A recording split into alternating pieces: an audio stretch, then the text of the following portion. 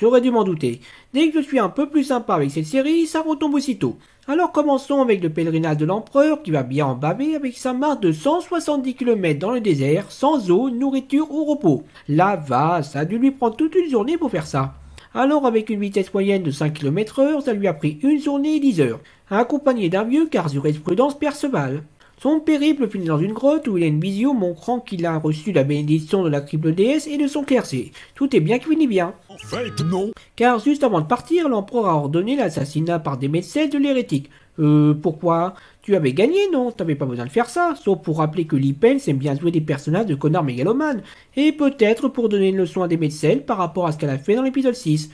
En fait, il y a une autre explication. L'empereur n'a en vérité pas eu de vision dans la grotte, prouvant de ce fait qu'il est une coquille vide. On constate d'ailleurs toute la détresse du personnage à ce moment-là. C'est donc par dépit qu'il a tué l'hérétique pour avoir l'impression d'avoir une illusion de victoire.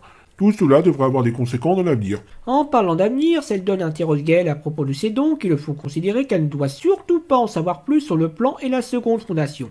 Qu'il a l'intention d'établir en secret sur Helicon pour une raison inconnue. Sauf si on a lu le bouquin où on apprend que la seconde fondation est là pour corriger les anomalies du plan Seldon, d'usant l'intervention du mulet. Mais si on a lu le bouquin, on se rend compte que c'est n'importe quoi le plan de Seldon. Dans les livres, la seconde fondation est basée à grand tort parce qu'elle est l'opposé exact de Terminus en termes de sociologie et d'histoire.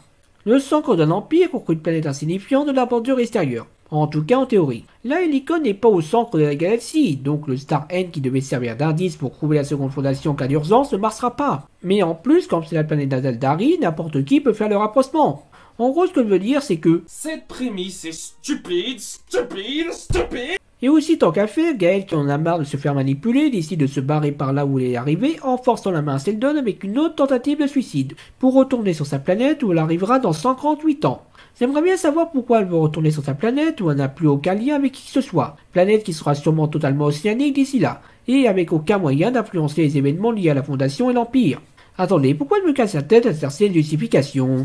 La seule raison pour laquelle on la remet en stage, c'est pour qu'elle arrive à l'époque du mulet pour qu'elle puisse s'affronter en tant qu'élu de la prophétie.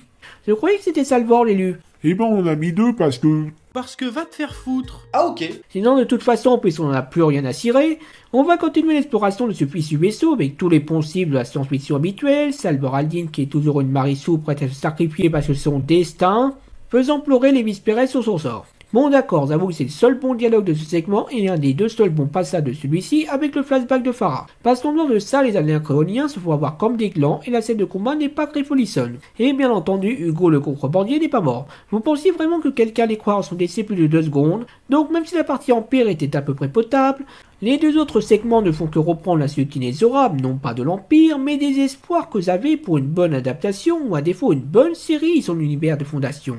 Et Goyer a de la chance que Apple a de l'argent à gaspiller, sinon vu le basique à se prendre, sa série aurait déjà dû être annulée.